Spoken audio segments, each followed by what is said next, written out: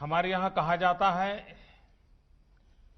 कि कुर्वन्नेह कर्माणि जिजी विषेद शतम सबः।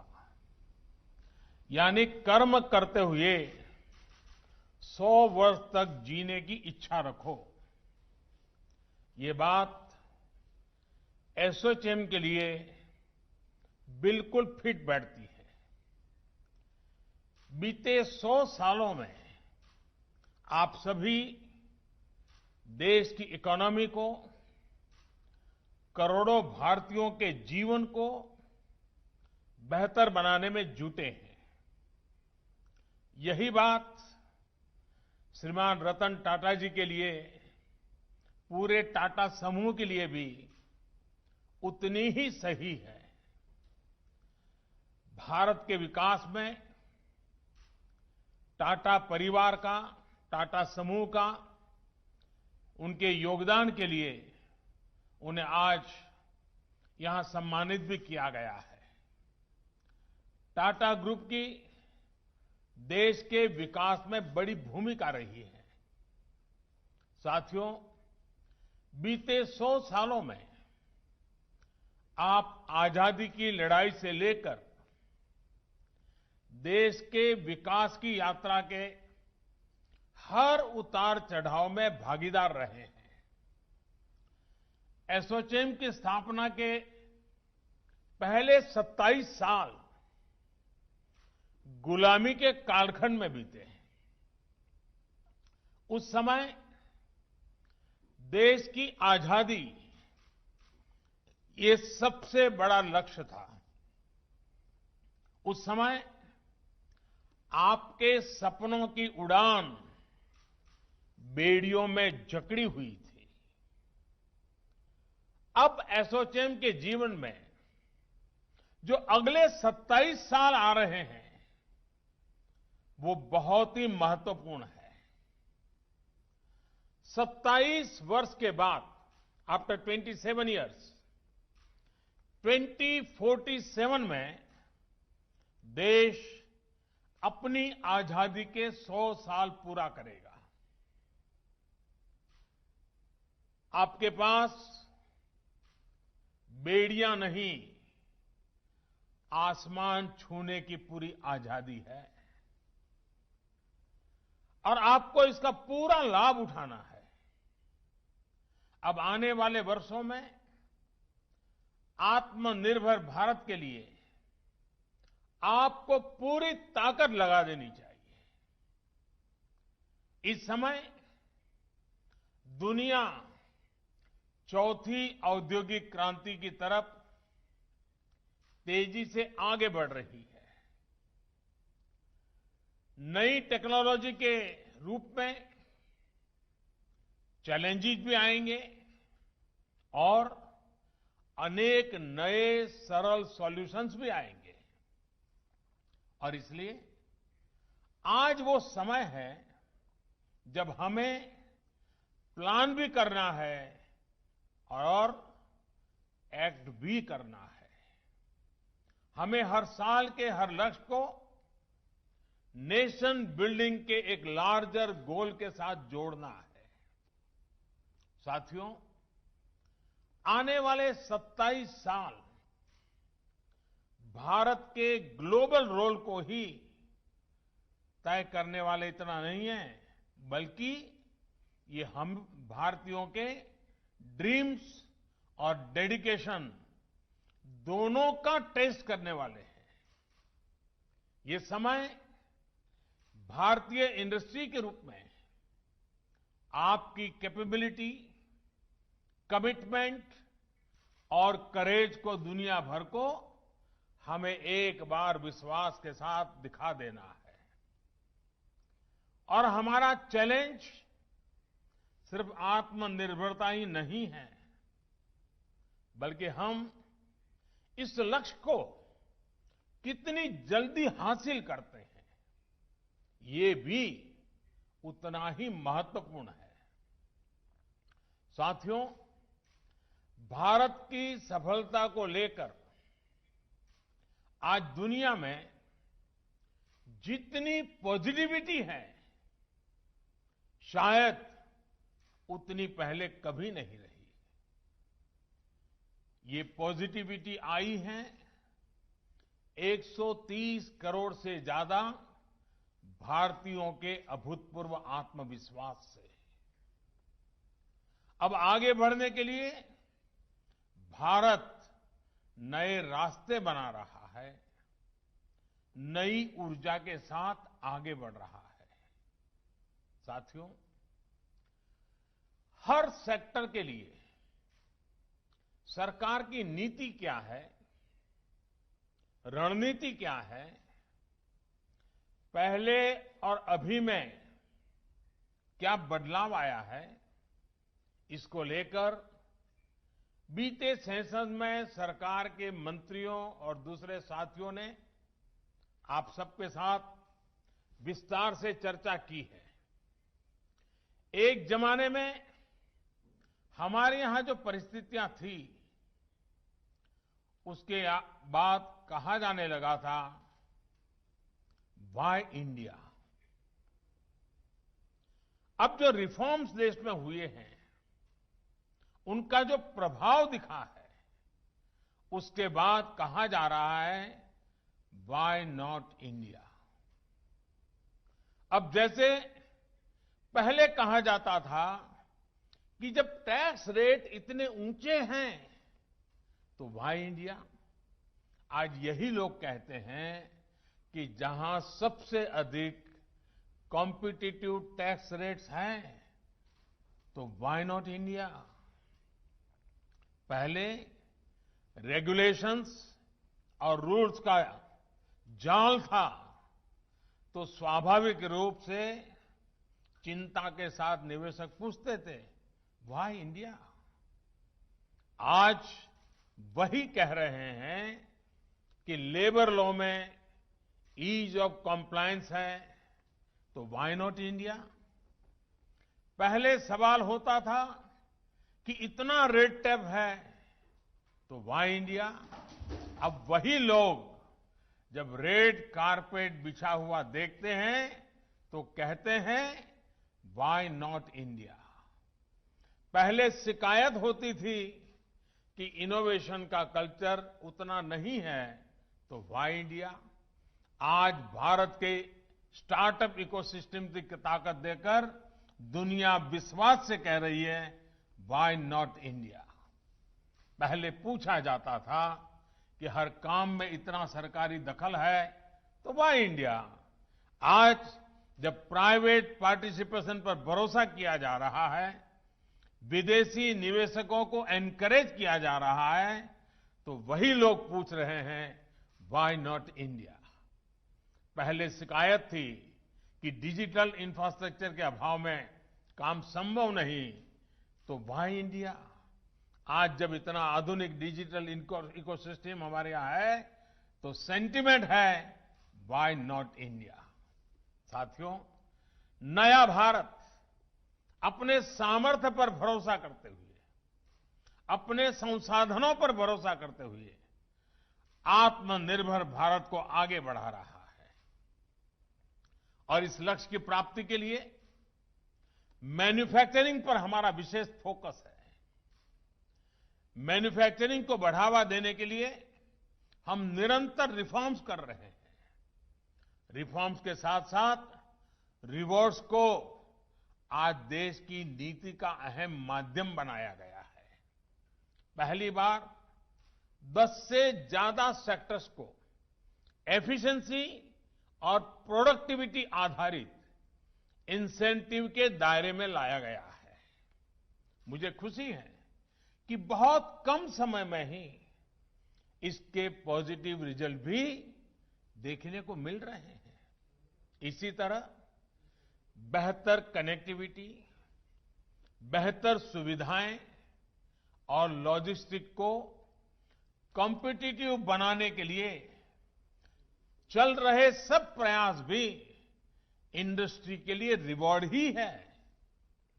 हमारे लाखों एमएसएमई के लिए चाहे उसकी परिभाषा को बदलना हो, क्राइटेरिया में बदल लाना हो, सरकारी कॉन्ट्रैक्ट्स में प्रायोरिटी हो या फिर लिक्विडिटी से जुड़ी समस्याओं का हल करना हो, ये भी बहुत बड़ा प्रोत्साहन ही है।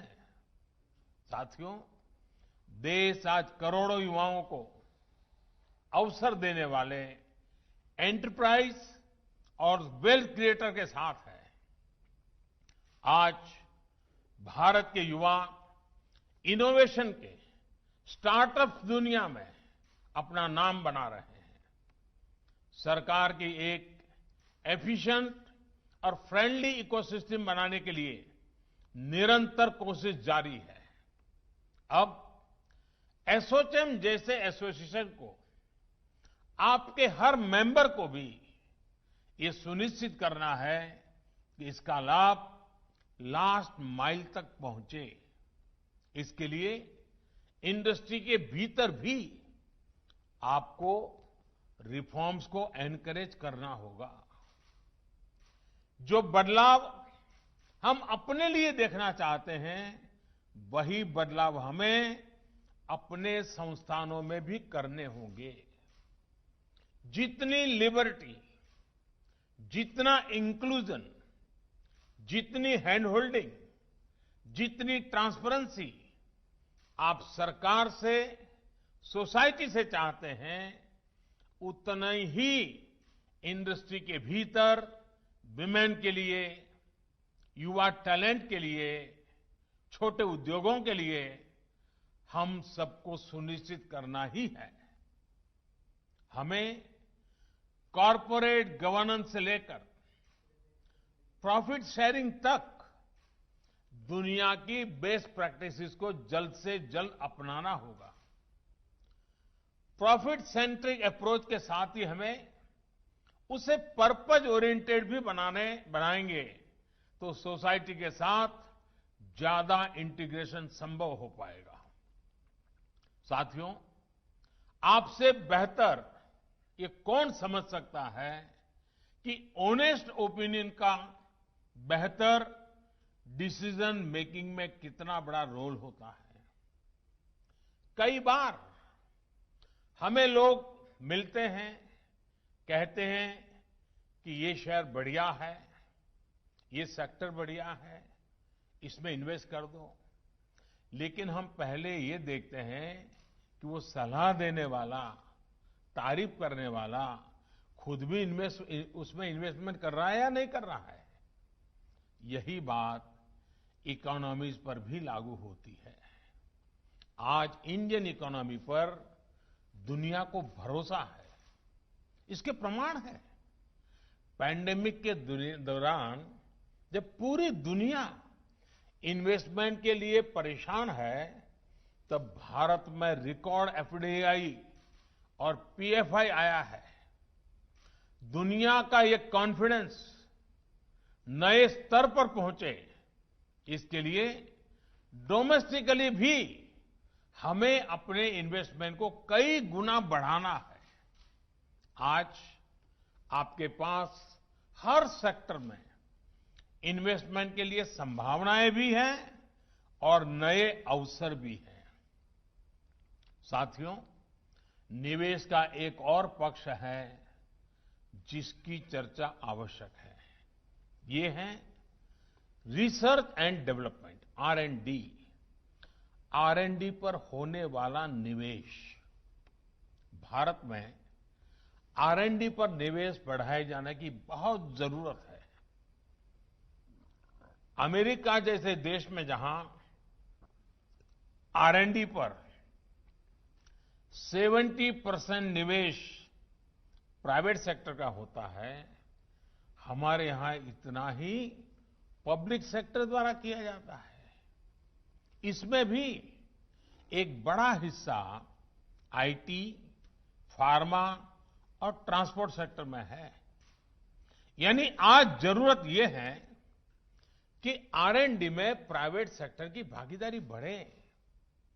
कृषि, डिफेंस, स्पेस, एनर्जी, कंस्ट्रक्शन, यानी हर सेक्टर में हर छोटी बड़ी कंपनी को R&D के लिए एक निश्चित अमाउंट तय करना चाहिए। साथियों, आज जब लोकल को ग्लोबल बनाने के लिए हम मिशन मोड पर आगे बढ़ रहे हैं तो हमें हर जियो पॉलिटिकल डेवलपमेंट पर तेजी से रिएक्ट करना होगा। ग्लोबल सप्लाई चेन में आने वाली किसी भी अचानक आई डिमांड को भारत कैसे पूरा करेगा, इसके लिए एक प्रभावी मैकेनिज्म होना जरूरी है। इसमें आप विदेश मंत्रालय की भी मदद ले सकते हैं। कोविड से इस संकट काल में हमने देखा है कि विदेश मंत्रालय के पूरे नेटवर्क का बेहतर उपयोग होने से किस तरह हम तेजी से अपने लक्ष्य हासिल कर सकते हैं। विदेश मंत्रालय, कॉमर्स एंड ट्रेड और एसोचैम जैसे इंडस्ट्री के संगठनों के बीच बेहतर तालमेल आज समय की मांग है। मैं आपसे आग्रह करूंगा कि ग्लोबल ट्रांसफॉर्मेशन पर तेजी से रिएक्ट करने के लिए, तेजी से रिस्पॉन्स करने के लिए मैकेनिज्म बेहतर कैसे हो, इसके लिए आप हमें अवश्य अपने सुझाव दें। आपके सुझाव मेरे लिए बहुत मूल्यवान हैं। साथियों, भारत अपनी जरूरतों को पूरा करते हुए दुनिया की मदद करने में भी सक्षम है। फार्मर से लेकर के फार्मा तक भारत ने ये कर दिखाया है। कोरोना काल में भी तमाम मुश्किलों के बावजूद भारत ने फार्मेसी ऑफ द वर्ल्ड की जिम्मेदारी निभाते हुए दुनिया भर में जरूरी दवाइयां पहुंचाई है। अब वैक्सीन के मामले में भी भारत अपनी जरूरतें तो पूरी करेगा ही, दुनिया के अनेक देशों की उम्मीदों पर भी खरा उतरेगा।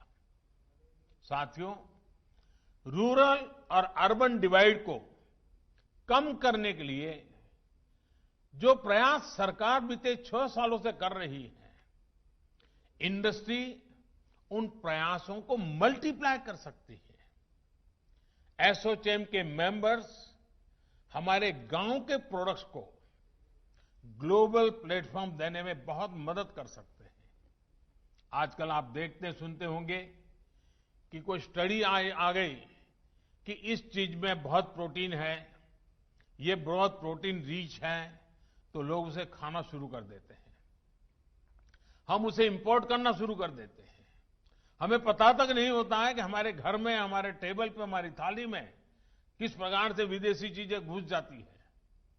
हमारे यहां देश में ऐसी ही चीजों का कितना बड़ा भंडार है और ये भंडार देश के किसानों के पास है, देश के गांवों में है।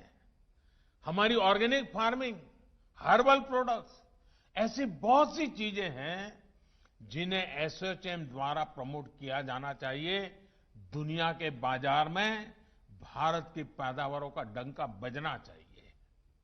इनसे जुड़े कंपटीशन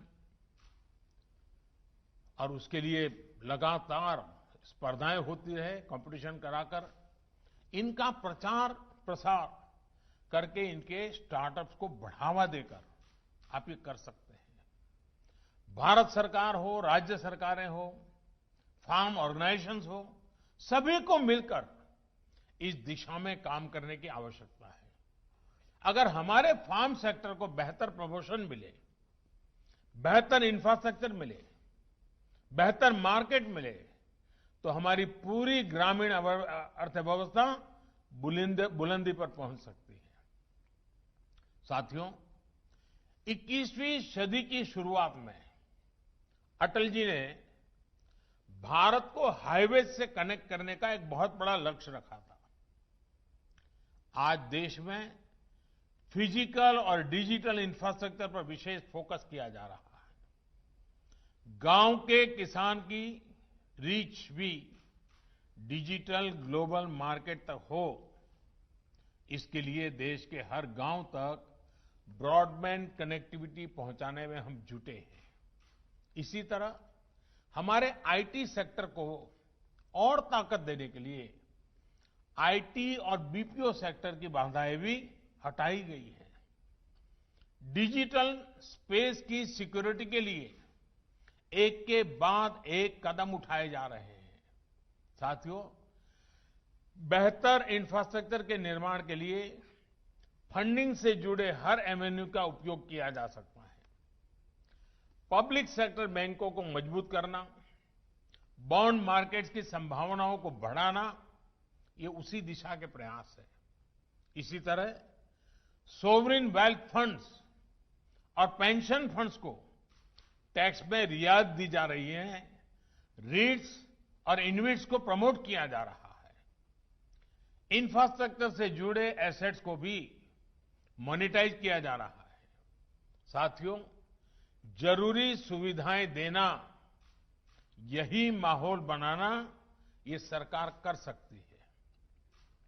सरकार प्रोत्साहन दे सकती है, सरकार नीतियों में बदलाव कर सकती है, लेकिन ये आप जैसे इंडस्ट्री से जुड़े साथी हैं जो इस सपोर्ट को सक्सेस में बदलेंगे, आत्मनिर्भर भारत का सपना साकार करेंगे। इसके लिए नियम कायदों में जरूरी बदलाव के लिए देश मन बना चुका है, देश प्रतिबद्ध है। बीते 6 वर्षों में हम 1500 से ज्यादा पुराने कानून खत्म कर चुके हैं। देश की जरूरत को देखते हुए नए कानून बनाने का काम भी निरंतर जारी है। 6 महीने पहले जो कृषि सुधार किए गए, उनके लाभ भी अब किसानों को मिलना शुरू हो गए हैं। हम सभी को आत्मनिर्भर भारत के निर्माण में एकनिष्ठ होकर, संकल्पित होकर आगे बढ़ना है। एसोचैम के आप सभी साथियों को आने वाले वर्षों के लिए मेरी तरफ से बहुत बहुत शुभकामनाएं हैं। श्रीमान रतन टाटा जी को भी मेरी तरफ से बहुत बहुत शुभकामनाएं हैं और एसोचैम नई ऊंचाइयों को पार करे और 2047 आजादी के 100 साल आपके लिए नेक्स्ट 27 ईयर, उस लक्ष्य को लेकर के आज का ये आपका शताब्दी समारोह संपन्न होगा, ऐसा मुझे पूरा विश्वास है। फिर एक बार आपको बहुत बहुत धन्यवाद।